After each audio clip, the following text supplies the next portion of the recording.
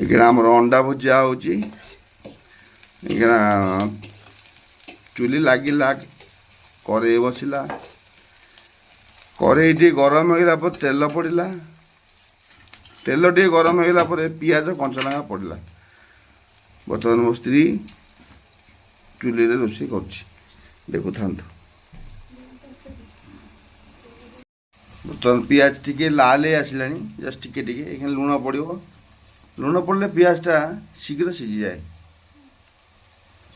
ହଳଦୀ ପଡ଼ିବ, ହଳଦୀ ପଡ଼ିଲେ ପିଆଜର କଲର୍ଟା ବାହାରିବ, ଦେଖୁଥାନ୍ତୁ। ତାକୁ ଟିକେ ଚଲା ହେଲା। ମୋ ମା ଆଣିଦେଲା ବିଲାତି। ମା ବିଲାତି ଆଣିଲୁ, ଓ ପକା ଏଇ ଗିନା ରଖ, ବାସ୍ ଥାଳିଆରେ ଗିନା କରିଦେଲି। ବିଲାତି ଆଡ଼ ହେଇଗଲା, ଦେଖୁଥାନ୍ତୁ।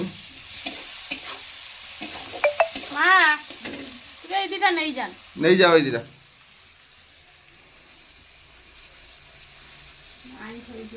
ଆଇଁଷ ହେଇଯିବ ନା ଡିବା ଗୁଡ଼ା, ନେଇଯା। ଆମର ଗାଏଜ୍ ରୋଷେଇ ଯେଉଁ ହୁଏ, ଆଇଁଷ ଆମର ଘର ଭିତରେ ପଶେ ନା। ଘରେ ବି ଆମର ରୋଷେଇ ଘର ଅଛି, ଘରେ ଆମର ଆଇଁଷ ପଶୁ ନା। ଆମେ ଆଇଁଷ ପଶୁ କେବଳ ଏଇ ଚୁଲିରେ ଆମର ଆଇଁଷ ହୁଏ। ଆଉ ଚିକେନ୍ ହେଉ କି ମାଛ ହେଉ କି ଅଣ୍ଡା ହେଉ ଯାହା ବି ହେଉ କି ମଟନ୍ ବି ହେଉ, ଆମର ଏଇ କାଠ ଚୁଲାରେ ରୋଷେଇ ହୁଏ। ଆଉ ଡାଙ୍ଗିରାରେ ଆମର ରୋଷେଇ ହେଇଯାଏ। ଡାଙ୍ଗିରା ଛୋଟ ଛୋଟ ବାଁଶ ଆଉ ବତାରେ ରୋଷେଇ ହେଇଯାଏ। କିନ୍ତୁ ମଟନ୍ ହେଲା ବେଳେ ମୁଁ ଶାଳ କାଠରେ ରୋଷେଇ କରେ ଆଜ୍ଞା।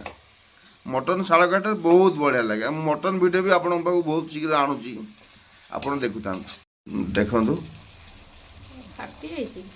ନା ନା ଫାଟିନି, ଭଲ ଅଣ୍ଡା ଅଛି। ଏଇ ଅଣ୍ଡା ପଡ଼ିଲା, ଦେଖନ୍ତୁ। ମସଲାଟା ହେଇଗଲା ପରେ ଅଣ୍ଡା ପଡ଼ିଲା। ଏଇ ଗୋଟେ ୟୁନିକ୍ ଷ୍ଟାଇଲ୍ର ଅଣ୍ଡା ଆମଲେଟ୍। এটা ଆମେ ଭୁଜିଆ କରିବୁ, ଆପଣ ଦେଖୁଥାନ୍ତୁ, ବହୁତ ଟେଷ୍ଟ ଲାଗିବ। ଆପଣ ତ ଅଲଗା ଉପାୟରେ କରିଥିବେ, ଏଇ ଉପାୟରେ କେବେ କରିନଥିବେ। ଦେଖନ୍ତୁ, ମସଲା ପୁରା କଷି ହେଇଗଲା ପରେ, ବିଲାତିଟା ପୁରା ଜାରି ହେଇଗଲା ପରେ, ତାପରେ ପଡ଼ିଲା ଅଣ୍ଡା, ଗୋଟା ଅଣ୍ଡା, ପୁଣି କଞ୍ଚା ଅଣ୍ଡା, ସବୁ ଗୋଟେ କରି 6ଟା ଅଣ୍ଡା। ମୁଁ 8ଟା ଅଣ୍ଡା ଆଣିଥିଲି, 2ଟା ମୋ ସ୍ତ୍ରୀ କହିଲା ରଖିଦେବା ପାଇଁ। 8ଟାରୁ 2ଟା ଗଲେ 6ଟା ଅଣ୍ଡା ରହୁଛି ଅଣ୍ଡା ଭୁଜିଆ। 5ଟା ପଡ଼ିସାରିଲାଣି, ଏଇଟା ବୋଧେ ଲାଷ୍ଟ ନା? ଖୁସି 5ଟା ନୁହଁ, 6ଟା କରିଥିଲେ। ହଉ ଠିକ୍ ଅଛି, ଠିକ୍ ଅଛି। ଆମେ 2 ଜଣ ଖାଇବୁ ନା, ଆଉ ବାବା ଆଉ ମୋ ପୁଅ ସେ ଗୋଟେ ନିମନ୍ତ୍ରଣ ଖାଇବାକୁ ଗଲେ। ଠିକ୍ ଅଛି, ଆପଣ ଦେଖୁଥାନ୍ତୁ। ବର୍ତ୍ତମାନ ଟିକେ ଗୋଳା ହେଲା ଅଣ୍ଡାକୁ।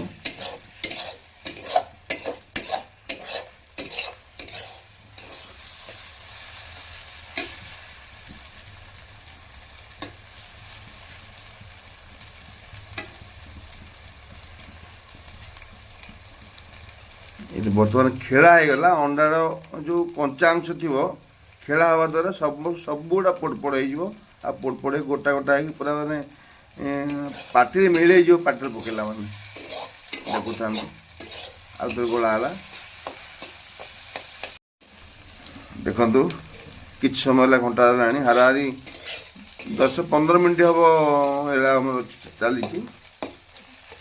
କିନ୍ତୁ ମୁଁ ଭିଡ଼ିଓଟାକୁ ପୁସ୍ କରିଦେଇଥିଲି, କାହିଁକିନା ଏତେ ସମୟ ଆପଣ ଦେଖିକି ବୋର୍ ହେବା ଅପେକ୍ଷା ଦେଖିଦିଅନ୍ତୁ। ଅଣ୍ଡା ପକାଇବାର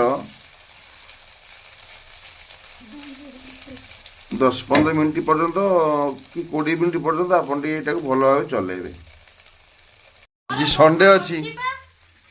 ସଣ୍ଡେ ଅଛି ତ, ଆମେ କେହି କୁଆଡ଼େ ଯାଇନୁ, ସବୁ ଘରେ ଅଛୁ। ଆଜ୍ଞା, ଅଣ୍ଡା ତ ଚାଲିଛି, ଭୁଜିଆ ଚାଲିଛି। ଦେଖିବା ଖାଇଲେ କେତେ ଟେଷ୍ଟ ଲାଗୁଛି, ଆପଣଙ୍କୁ ଆମେ ନିଶ୍ଚିତ ଜଣେଇବୁ। ଆଉ ଭୁଜିଆ ଏପର୍ଯ୍ୟନ୍ତ ସରିନି, ଚାଲିଛି, ଦେଖନ୍ତୁ। ଦେଖନ୍ତୁ ଚାଲିଛି। ଦେଖନ୍ତୁ କେତେ ଗୋଟେ ମେଚେ ଥିଲା, ସେ କେମିତି ଜାରି ହେଇକା କମିଗଲାଣି, ଟିକେ ଆପଣ ଦେଖନ୍ତୁ। ଗାଇଜ୍, ଯଦି ଭିଡ଼ିଓ ଭଲ ଲାଗୁଥିବ ଲାଇକ୍ କରିବେ, ସେୟାର କରିବେ। ଆପଣଙ୍କ ଯଦି ଇଚ୍ଛା ହୁଏ ତାହେଲେ ସବସ୍କ୍ରାଇବ୍ କରିବେ। କିନ୍ତୁ ମୁଁ ଆପଣଙ୍କୁ ରିକ୍ୱେଷ୍ଟ କରୁଛି, ମୋ ଚ୍ୟାନେଲକୁ ଲାଇକ୍, ସେୟାର, ସବସ୍କ୍ରାଇବ୍ କରନ୍ତୁ। ଦେଖୁଥାନ୍ତୁ ଭିଡ଼ିଓଟି। ଦେଖନ୍ତୁ, ହେଇଗଲାଣି ଆମର। ଦେଖନ୍ତୁ କେତେ କମିଗଲା, ଦେଖନ୍ତୁ ଟିକେ ଷ୍ଟ୍ରକ୍ଚରଟା ଦେଖନ୍ତୁ, କୋଉଭଳିଆ ଦେଖାହେଉଛି। ଦେଖନ୍ତୁ, ପୁରା ଦେଖାହେଉଛି। ୱାଓ, ଏବେ ଗିନାକୁ କଡ଼ା ହବ।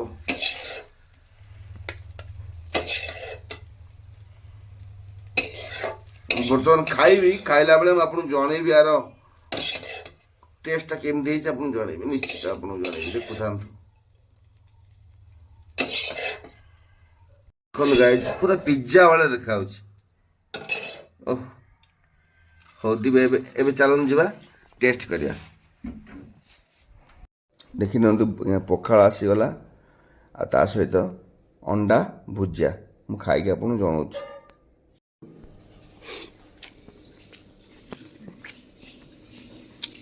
ଏ ଅଣ୍ଡା ଭୁଜିଆ